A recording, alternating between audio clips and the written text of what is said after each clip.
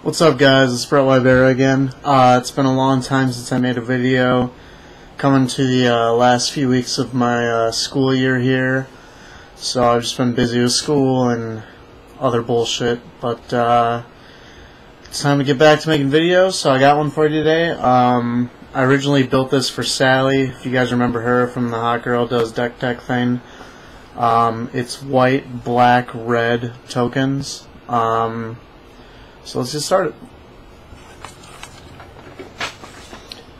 So we'll start off with the land base.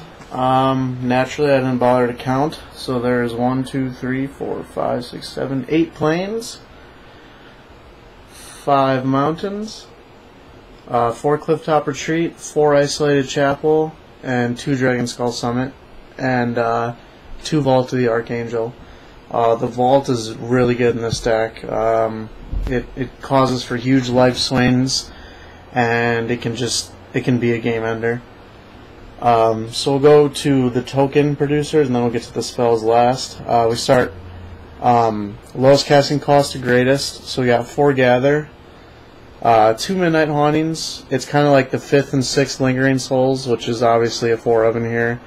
It's what gives the deck so much resilience against cards like Ratchet Bomb and Psychic Storm and that kind of stuff. And finally, increasing devotion. Not many people are playing this in their token decks. A lot of token decks are trying to be real aggro right now, and their only real grindy card to win games is Lingering Souls.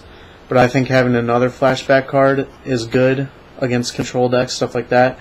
And I mean, that goes without saying that making 5 1/1s off of 1 card is just as good as making 4 1/1s off of 1 card. So we round out the creatures with Hell Riders. They're really good with the tokens. You can have huge turn 4 life point swings for 10 damage plus.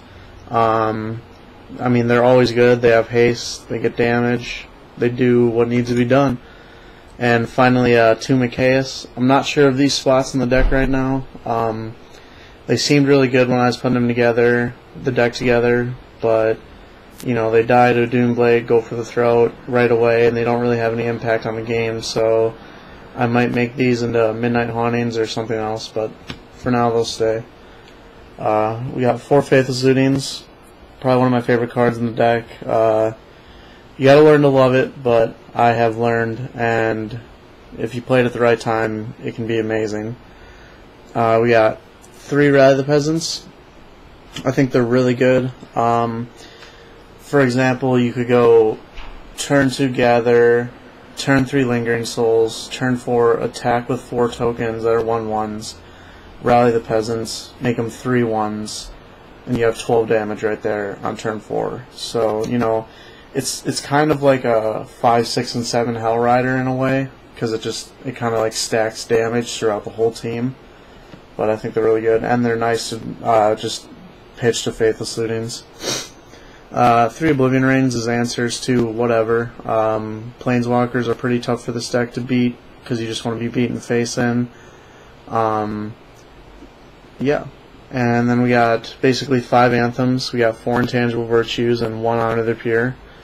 I'm not sure of these numbers, but usually we have 1 in every game, which is a necessity, especially with all the other token decks running around.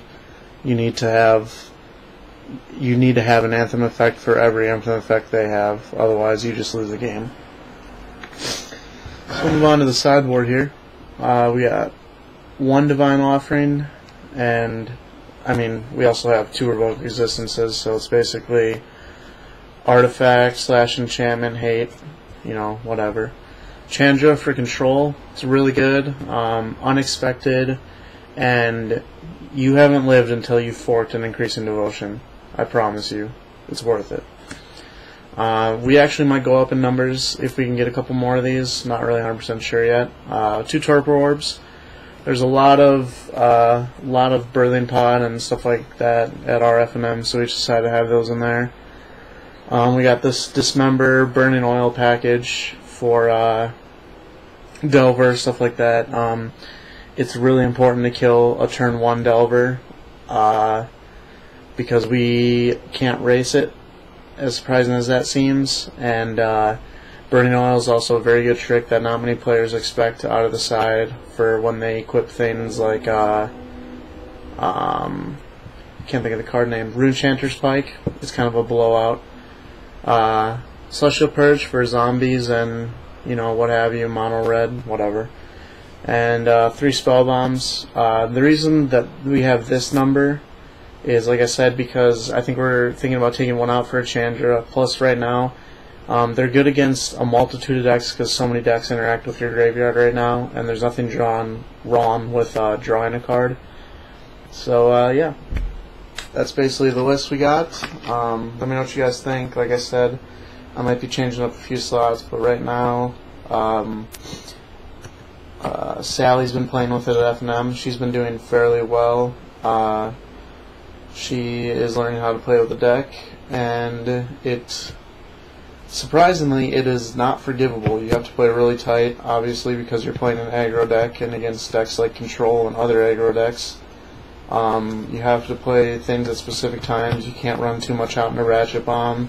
You have to know when to flashback Lingering Souls and Faithful Suiting and things like that. So it's not an easy deck to play by any means, but I think it is a ton of fun, so I recommend it. And it's very cheap, as you guys have seen. The main deck has